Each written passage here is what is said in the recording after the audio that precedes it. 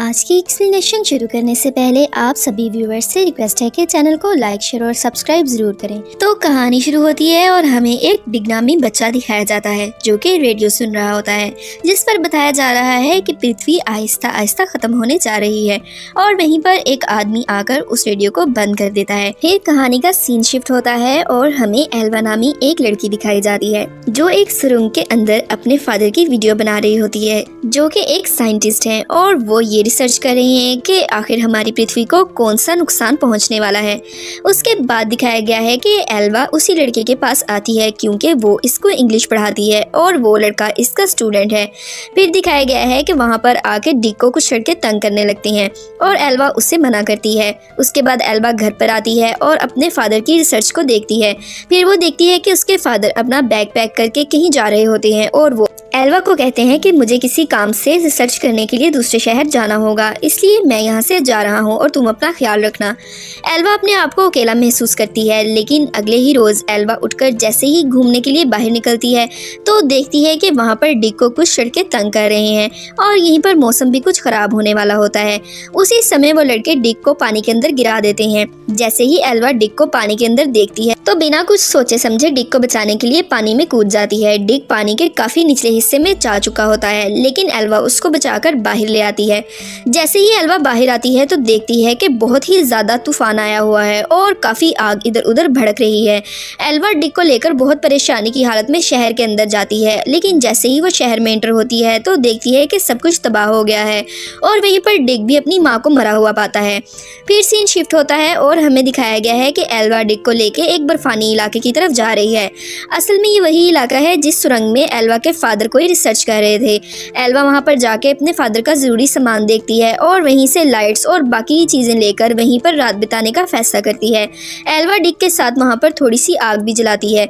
ये दोनों बहुत ही अफसरदा थे क्योंकि इन दोनों का सब कुछ ख़त्म हो चुका था और तकरीबन इस शहर में इन दोनों के अलावा और कोई भी जिंदा नहीं था, या शायद फिर पूरी दुनिया में। लेकिन एल्वा डिक के साथ वहीं पर रात गुजारती है और अगले दिन सुबह होते ही वो उस गुफा से बाहर निकलती है। जैसे ही वो गुफा से बाहर निकलती है तो वो देखती है कि उसका घर भी पूरी तरह तबाह हो चुका है। फिर वो अपने सेलफोन और लैपटॉप के जरिए अपने फादर के साथ कांटेक्ट करने की कोशिश करती है, लेकिन उनका सेलफोन अनरीचेबल आ रहा होता है, जिसकी वजह से एल्वा समझ जाती है कि शायद उसके फादर अब जिंदा नहीं है।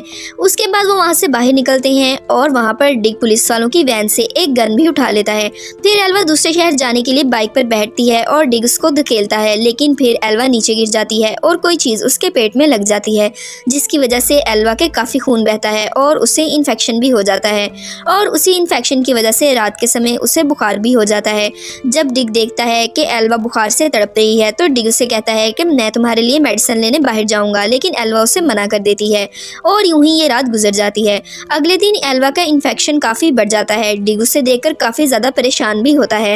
एल्वा अपने फादर की रिसर्च बुक से ज़िंदगी जीने के तौर तरीके सीख रही होती है, लेकिन साथ ही साथ उसकी तबीयत भी बिगड़ जाती है। रात को बुखार काफ़ी तेज़ हो जाता है।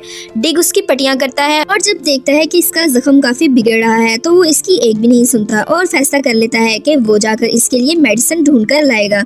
कुछ देर वो एल्वा के पास ही गुजारता है और इसके सोने का इंतजार करता है। जैसे ही एल्वा की आंख लगती है तो वो वहाँ से एक साइकिल लेकर एल्वा के लिए मेडिसिन ढूंढने चला जाता है और जल्द ही वो मेडिसिन ढूंढकर वापस आता है और इंजेक्शन एल्वा को देता है। एल्वा नींद में होती है और डिक बाहर जाकर बाहर की दुनिया को देखता है और बहुत ज़्यादा मिस करता है अपनी माँ को और फिर वहाँ पर बैठ के अफसोस करता है कि सारी दुनिया तबाह हो गई है। लेकिन फिर वो अपने उसी गैराज में जाता है और वहाँ पर एक ट्रक को रिपेयर करने लगता है। अगले दिन एल्वा की आंख खुलती है तो उसका जख्म काफ़ी बेहतर होता है, जिसको जानकर डिक भी काफ़ी खुश होता है और खुशी में उसको गले से लगा लेता है। एल्वा अपने फादर की रिसर्च के जरिए वहाँ पर प्लांट्स उगाना चाहती थी और वो साथ ही मोबाइल में अपनी आप बीती को रिकॉर्ड भी कर रही थी। अगले दिन सुबह होते ही डिक डर कर उठ जाता है, लेकिन जब वो देखता है तो एल्वा बिस्तर पर नहीं होती। वो एल्वा को ढूंढने के लिए बाहर निकल जाता है और उसने बिस्तर पर ब्लड भी देखा होता है, जिसकी वजह से वो एल्वा से पूछता है कि आखिर तुम्हें क्या हुआ है। एल्वा उसे बताती है कि मेरे पीरियड्स चल रहे हैं, लेकिन उसे समझ नहीं आती। फिर एल्वा उसे समझाती है। फिर सीन शिफ्ट होता है और उसी गन से जो उसने पुलिस की वैन से उठाई होती है शूट कर रहा होता है, लेकिन एल्वा वहाँ पर आकर उसको रोकती है। लेकिन डिक उससे कहता है कि अब मैं अकेला मत बचा हूँ और मुझे तुम्हारी हिफाजत करनी है। इसी तरह दिन गुजरते जाते हैं और एल्वा अपने फादर की रिसर्च का फ़ायदा उठाते हुए काफ़ी ज़्यादा प्लांट भी उगा लेती है, जिसकी वजह से उन्हें बहुत जल्द फल भी मिलने लगते हैं। फिर समय बीत जाता है और डिग अब बड़ा हो चुका है। वो एल्वा के साथ काफ़ी अच्छा समय बिताता है और उसे शूट करना भी आ गया है। वो दिन ब दिन एल्वा के क्लोज आता जाता है। फिर एक दिन वो घबराए बगैर एल्वा के करीब जाता है। एल्वा के पास जाकर खाना पकाते समय वो एल्वा को किस कर लेता है और बिल्कुल भी नहीं डरता। फिर वहाँ से भाग जाता है और जाकर अपने ट्रक में ही रात गुजारता है। जैसे ही रात के समय होता है तो वहाँ पर फिर से तूफान आ जाता है, जिसकी वजह से उनका सारा गार्डन तबाह हो जाता है। अगले दिन एल्वा फैसला करती है कि हम ये शहर छोड़कर किसी दूसरे शहर में चले जाएंगे। फिर वो देखती है कि डिग वो ट्रैक्टर लेकर आ रहा है। उसके बाद वो अपनी ज़रूरत का सामान उस ट्रैक्टर पर लोड करते हैं और दूसरे शहर को जाने के लिए रवाना हो जाते हैं। जब वो रास्ते में निकलते हैं तो वो देखते हैं कि हर जगह तबाही ही तबाही है, लेकिन फिर वो दोनों खुद को संभालते हुए आगे का सफ़र करने का सोचते हैं। और जैसे ही आगे बढ़ते हैं तो एक ऐसे पॉइंट पर पहुंचते हैं जहां उन्हें एक कैंप मिलता है, लेकिन अनफॉर्चुनेटली वहाँ पर जो भी था उसने सुसाइड कर ली थी। उसके बाद डिग स्टेडियम में जाता है क्योंकि इसे फुटबॉल खेलने का बहुत ज़्यादा शौक होता है। वहीं पर एल्वा उसको चीयर करती है और ये मूवमेंट अपने कैमरे में भी रिकॉर्ड करती है और आहिस्ता आहिस्ता अब वो भी डिग की तरफ काफ़ी अट्रैक्ट होने लगी थी। रात हो जाती है और एल्वा से कंट्रोल नहीं होता और वो डिग के साथ इंटीमेट हो जाती है। अगले दिन सुबह होते ही वो अपने ट्रैक्टर में बैठ के आगे का सफ़र तय करते हैं और आखिरकार एक जगह पर जाकर वो अपनी ज़िंदगी बिताना शुरू कर देते हैं, जहाँ पर एल्वा उसे बताती है कि अब वो एक बच्चे की माँ और वो एक बच्चे का बाप बनने वाला है, जिसको जानकर ये बहुत खुश होते हैं। उसके बाद ये किताबों की मदद से बच्चा पैदा करने के तरीके जानते हैं, क्योंकि अब इन दोनों के अलावा पूरी दुनिया में कोई भी नहीं था। और फिर ये खुद ही अपने बच्चे को डिलीवर भी करते हैं और उसके बाद इनके एक बेटा पैदा होता है, जिसको पाकर ये दोनों बहुत खुश होते हैं। फिर एक दिन एल्वा को समुद्र में कोई बोट आती हुई दिखाई देती है। जब एल्वा पास जाकर देखती है तो एक आदमी बेहोशी की हालत में पड़ा होता है। ये उसे होश में लाते हैं और इन्हें पता चलता है कि इनके अलावा भी इस दुनिया में एक इंसान जिंदा था और उससे भी पता चलता है कि मेरे अलावा भी ये दो लोग इस दुनिया में जिंदा हैं।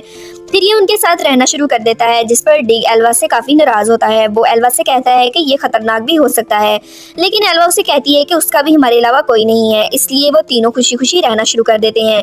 काफ़ी दिन गुजर जाते हैं और डिग महसूस करता है कि ये आदमी उसकी बीवी की तरफ अट्रैक्ट हो रहा है और इसकी हरकतें भी काफ़ी अजीबोगरीब होती हैं। फिर डिग गुस्से में उसे यहाँ से जाने के लिए कह देता है, लेकिन वो कहता है कि मैं जाने से पहले तुम लोगों को बोट पर एक पार्टी देना चाहता हूँ, और जिसे ये एक्सेप्ट कर लेते हैं और वो रात को इनको अपनी बोट पर ले जाता है। बोट पर जाकर वो इन्हें एक मूवी भी दिखाता है, लेकिन बोट चलाते चलाते ये काफ़ी आगे ले आता है जब डिग और एल्वा सो रहे होते हैं। जैसे ही उनकी आंख खुलती है तो वो देखकर हैरान हो जाते हैं, क्योंकि उसने डिग को पानी में धकेल दिया होता है।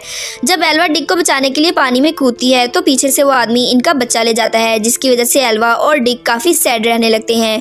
वो इनका बच्चा लेकर यहाँ से बहुत दूर जा चुका था, अब ये दोनों करते भी तो क्या करते। लेकिन उसके बाद एल्वा हिम्मत नहीं हारती और डिग के साथ मिलकर एक बोट तैयार करती है जो कि पुरानी है।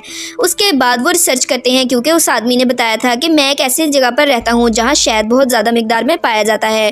फिर ये उसे ढूंढने के लिए उसी एरिया में जाने का फैसला करते हैं और सर्च करते हैं और आखिरकार इन्हें वो जगह मिल जाती है जहाँ शहद बहुत ज़्यादा मिकदार में पाया जाता है।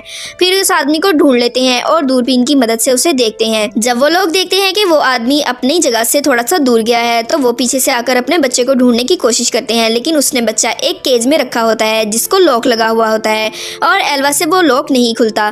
और इतने में ही वो आदमी पीछे से आ जाता है। वो आकर एल्वा को पकड़ लेता है और गन तान लेता है। उसके बाद वो इन दोनों को पकड़कर रस्सियों की मदद से बांध देता है और वो गुस्से में चिल्लाता है कि मैं और कुछ नहीं चाहता, मैं तो सिर्फ तुम लोगों के साथ रहना चाहता था। जिसके बाद एल्वा उसे कहती है कि तुम जो कहोगे मैं वही करूंगी, और वो एल्वा को खोल देता है।